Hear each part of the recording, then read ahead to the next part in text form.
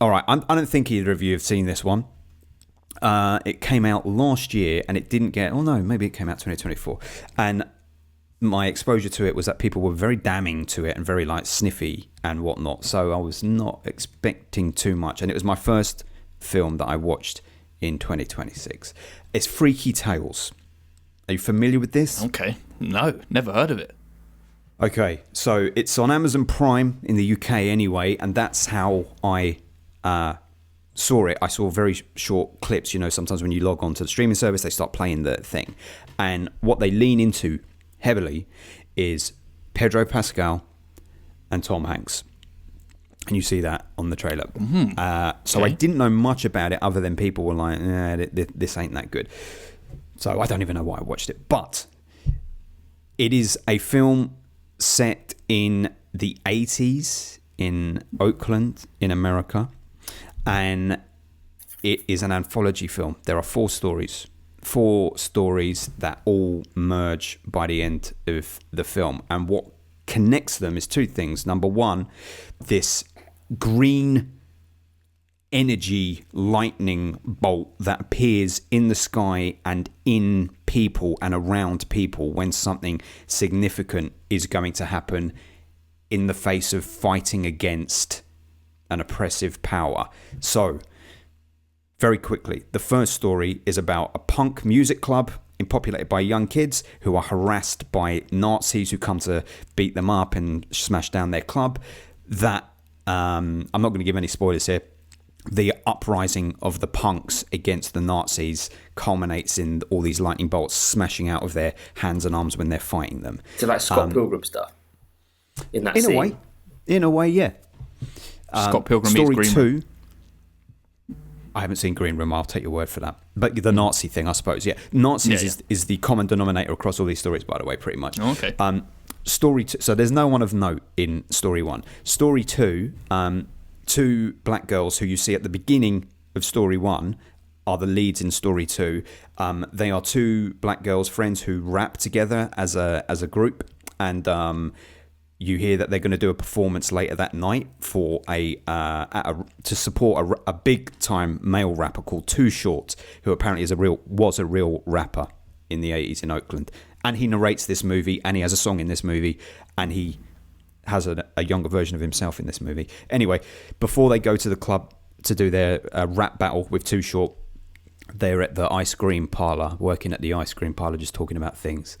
And a son of a bitch character walks in and he starts asking for free samples, and he's so slimy and seedy, and he's sucking on the different ice cream samples, and he's like, oh, I like dark meat and all of that sort of stuff. He's a white guy, obviously.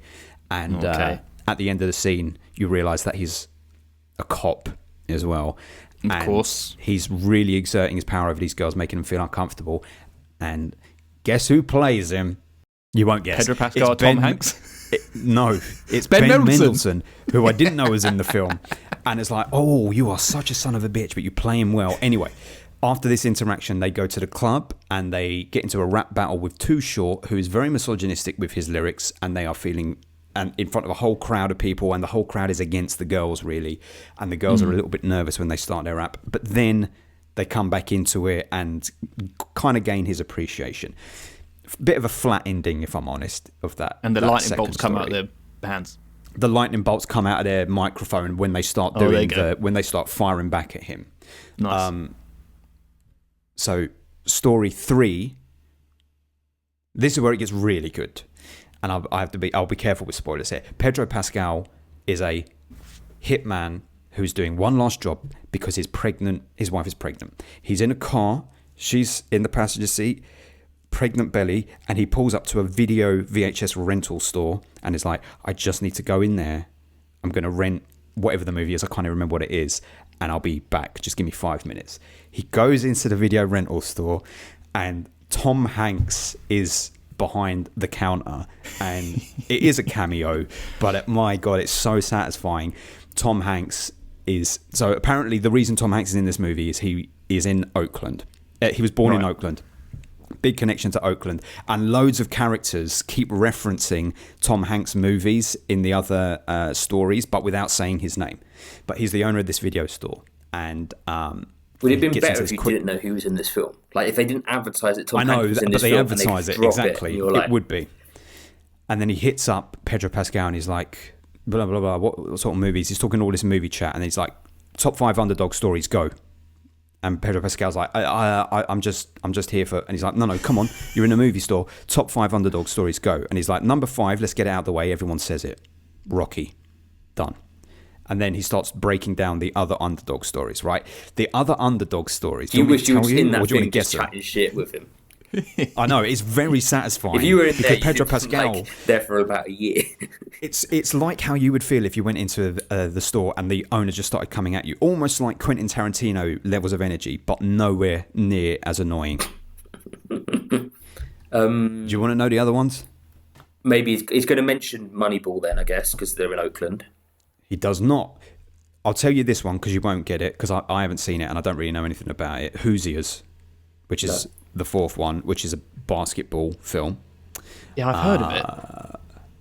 Number 3 and number 2 are films that we have covered on the podcast. Goal. And Underdog you Story. wouldn't really connect it with Underdog Goal. Story, but maybe Tom you Hanks would. ain't saying goal. He might do. No, he doesn't. We covered both of them in the last couple of years. Underdogs. I mean, you wouldn't Warrior. think they were underdog stories. Now, what's interesting about you saying that is after he names number 3 and number 2, he goes, a number 1 underdog story of all time. Go on, what is it? He's saying that to Pedro Pascal, and Pedro Pascal's like, and then he's like, Roger Ebert called it blah, blah, blah, blah, blah. 1971 or 1979, one of those years. He never tells you what it is. Oh. I've subsequently gone to try and find out, and I haven't seen the movie, but I won't tell you in case you watch it and then you've seen it. If it said in 1971 and it's mentioned by this guy, you'd probably be able to Google that and find out what the film looked like. 1979. Okay, well, whatever that person was referencing, okay. I guess you'd be able to find it. Right. And I have found out subsequently, yes. Oh, right. But I'm not going to tell you. I found out, but I'm Can going you to tell you. Just tell us 3, 4, 3, 2, and 1, whatever it is. If you watch the film, you might see it. Just tell us. Number 3, The Dirty Dozen. Okay. Number 2, The Verdict. Really? Okay. And That's he backs underdog. it up. I know, because I guess he is in that courtroom, Yeah. and he backs it up with it all. Yeah. He's a bit anyway. drunk. Yeah. Then Pedro Pascal goes and actually does a hit in the bottom of the VHS store, and when he comes back up, there's a young boy behind the counter, and Pedro Pascal's like, "Where's Tom Hanks. Hank?" That's what he's called. Tom Hanks' character's wearing a name badge called Hank. He's like, "Where's Hank?" And the young kid's like, "There's no Hank that works here." And he's like, "I was just talking to him." He's like, "He didn't work here." Anyway, it ends with him coming into confrontation with Ben Mendelsohn, and things happen. And then the final story, part 4, is brings everyone together. There's a guy called Sleepy. Was he called Sleepy Johnson? I think. You're not going to Jay tell us the number 1 Ellis. film for the Underdog Story. You can That's find all it Adam cares yourself after about. you've watched it. People want to. The listeners want to know it. You're providing a service here. They're going to stop listening to us. They're going to Google and then they're never going to come back. I would do a disservice. I'm going to keep the mystique up. And the final story, he plays a basketball player, a real life basketball game that took place in 1980, whatever year it was, 1987 or whatever. A guy called Sleepy Johnson. He probably wasn't called Sleepy Johnson. Let me just correct that. I recognise the name. Sleepy Floyd. Johnson. I was thinking Magic Johnson. Sleepy And Floyd. Sleepy Joe. Yeah. He's playing a basketball game, and while the basketball game's going on, he's a black basketball player. It should be noted. Most of the characters in this film are black, by the way. While this is going on, Ben Mendelsohn, I am doing a bit of spoilers. Basically, something is arranged which is extremely violent, and you realise that the Nazis have been involved in a lot of the stuff that's been happening throughout the film. And The Nazis. this basketball player, I don't want to give too much away, but there is a out-of-body scene where something terrible happens and the person deals with it by going into a cryo chamber and meditating. and going through something called psycho. It has a very specific word. I can't remember what they call it, but it's like a transcendent meditative state where you can be in one place, and there are some studies that suggest that it's possible, obviously not to this extreme, but you project yourself outside of your own body and you actually have an impact on things that are happening where you are not. So like you can physically interact with things, and basically there's a huge bloodbath scene which is very satisfying, and then it ends. Wow. And the thing that's weird about it is that it's directed by two whiteys, a white man and a white woman, and it felt like one of the blackest films I'd seen in ages. At the end, when the credits are rolling, you're like, oh, it's cool to see a black-made film like that. You know, I'm glad that it's been produced and funded and given that room to breathe. And then I'm like, who did that? The fucking directors of Captain Marvel. Yeah, the whitest film of them all. You say that because all I remember about Captain Marvel was him going to Blockbuster, the video shop, and so exactly. that. And then that's when you said that in my head, I was picturing the film. I was like, okay, just referencing like. And they have the whole '90s thing in Captain Marvel, right? I think so. Yeah. So they obviously like dealing with nostalgia. Can you just tell us the number one film, Ben? It's really annoying that you're not at least. Yeah, but it will annoy you more when you hear it. If you think Dirty Dozen and Verdict were unsatisfying. It's a film which I haven't seen, and maybe you haven't either. It's called Breaking Away. No. It's an American. Yeah, I know. See, but sometimes the journey's better than the conclusion, Adam. Exactly. Yeah, but now it has a 95% on Rotten Tomatoes, so people love it. Well, we didn't. But it's not a perfect film. It's an 8 out of 10 film, but it is.